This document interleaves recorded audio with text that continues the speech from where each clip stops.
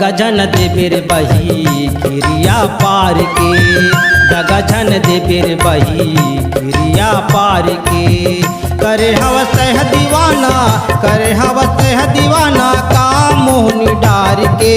दगजन देबेर बहा गिरिया पार के, दगजन देबेर बहा गिरिया पार के। करे हवस है दीवानी, करे हवस है दीवानी का मंत्र मार के। दगजन देबेर बही गिरिया पार के, दगजन देबेर बहा गिरिया पार के।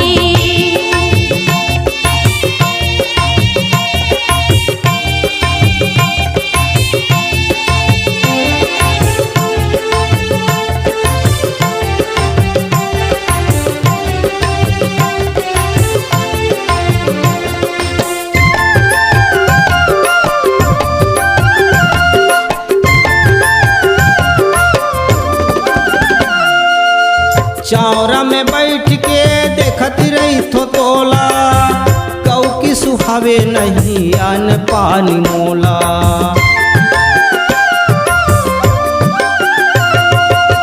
चौरा में बैठ के देखत रही थो तोला, गौ की सुहावे नहीं अन पानी मोला।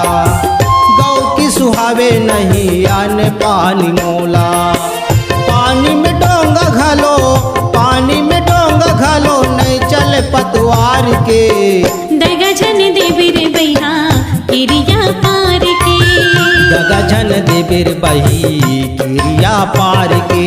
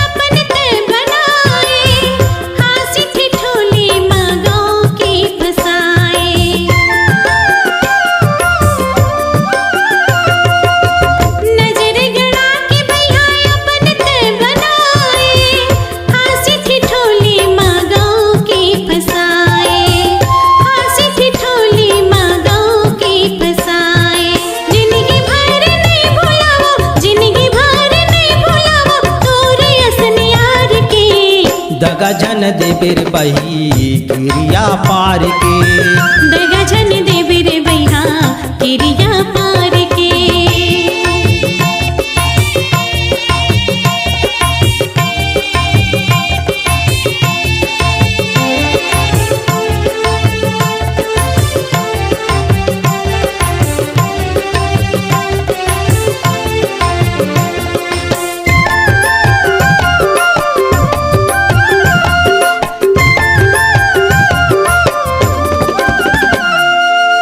गाँव माँ तोर सही नहीं है वो जवरिया, दुनिया में रहीबो मन सुनता में बढ़िया।